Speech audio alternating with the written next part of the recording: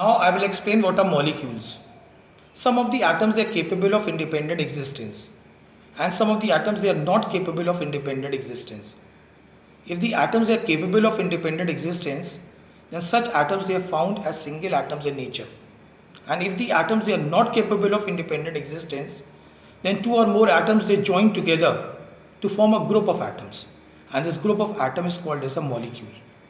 A molecule can be defined as the smallest particle of an element or a compound which has independent existence and shows all the properties of a substance. Now let us discuss the characteristics of a molecule. The first characteristic of a molecule is either formed by the combination of two or more atoms of the same element. For example, two atoms of hydrogen, they combine to form hydrogen gas molecule. Two atoms of chlorine, they combine to form chlorine gas molecule. Two atoms of oxygen, they combine to form oxygen gas molecule. Or a molecule is formed by the combination of two or more atoms of different elements.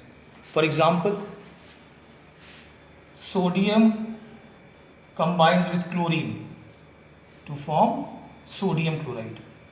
Here we have taken atoms of different elements. Calcium combines with oxygen to form calcium oxide. Here again we have taken atoms of different elements. And likewise. Now the second characteristic of a molecule is that a molecule is formed by two or more atoms of different elements which are chemically combined together in a definite ratio by mass. For example, water. The formula of water is H2O.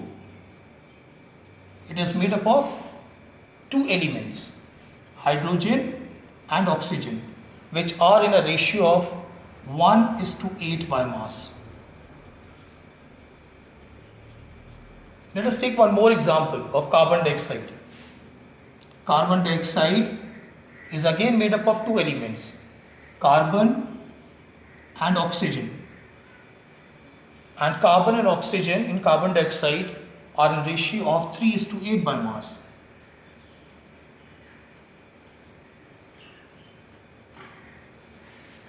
Now the third characteristic of a molecule is that the atoms in a molecule are held together by a strong force of attraction called chemical bond.